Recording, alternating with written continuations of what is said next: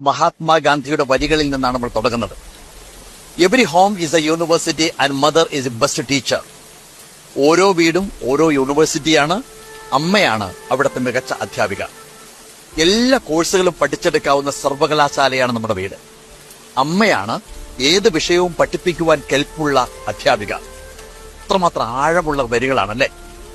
കണ്ണു തുറന്ന് ഈ ഭൂമിയുടെ വെളിച്ചം കാണും മുമ്പ് നാം ആദ്യമായി അറിയുന്ന ദൈവമാണ് അമ്മ. നമ്മളൊക്കെ എത്ര ദൂരെയാണെങ്കിലും നമ്മളെ എപ്പോഴും പിന്തുടരുന്ന അദൃശ്യമായ രണ്ട് കണ്ണുകളുണ്ടാവും. ആരുടേതാ? അമ്മയുടേത്. ഒരു മനുഷ്യായുസ് മുഴുവൻ കൂടെ കൊണ്ടു നടക്കാൻ പോകുന്ന പാഠങ്ങൾ നമ്മൾ ആദ്യം പഠിച്ചെടുക്കുന്നത് അമ്മയിൽ നിന്നും അച്ഛനിൽ നിന്നൊക്കെയാണ്. എന്റെ മനസ്സിനെ രൂപപ്പെടുത്തുന്നതിൽ അമ്മ വഹിച്ച പങ്കിന് തുല്യമായി മറ്റൊന്നുമില്ല എന്ന് എഴുതിയത് ആരാന്നറിയോ? ആചാര്യ വിനോബ ഭാവെയാണ്. വിനോബ കുട്ടിയായിരുന്ന കാലത്തെക്കുറിച്ച് ഒരു കഥ കേട്ടിട്ടുണ്ട്. അവൻ പൂമുഖത്ത് അമ്മ രുക്മിണി ദേവിയുടെ അരികിലിരിക്കുകയായിരുന്നു. അപ്പോഴാണ് ഒരു കുഞ്ഞിനെയും കൊണ്ട് ഒരു യാചക സ്ത്രീ കടന്നു വരുന്നത്. അവരുടെ വസ്ത്രം അത്രമാത്രം പഴകി ദ്രവിച്ചിരുന്നു. ആ കുട്ടിയുടെ ദേഹത്തൊരു തുണിയുടെ കഷ്ണം പോലും ഉണ്ടായിരുന്നില്ല. ഉടുക്കാൻ ഒരു വസ്ത്രം തരാമോ എന്ന് വിനോബയുടെ അമ്മയോട് ഈ യാചക സ്ത്രീ ചോദിക്കുകയാണ്. വിനോബയോട് അമ്മ പറഞ്ഞു, ബാബു, നീ അകത്ത് പോയി അലമാരയിൽ നിന്ന് അമ്മയുടെ ആ പുതിയ നീല സാരി എടുത്തുകൊണ്ടുവരൂ എന്ന്. അവൻ ഓടിപ്പോയി അലമാര തുറന്നു. അമ്മ ഒരിക്കൽ പോലും ഉടുക്കാത്ത പുതിയ നീല സാരി അവിടെ ഇരിക്കുന്നത് അവൻ കണ്ടു. അവൻ എന്ത് ചെയ്തു? അതെടുക്കാതെ അമ്മയുടെ പഴയ ചുവന്ന സാരിയും കൊണ്ടുവന്ന് ആ യാചക സ്ത്രീക്ക് കൊടുത്തു.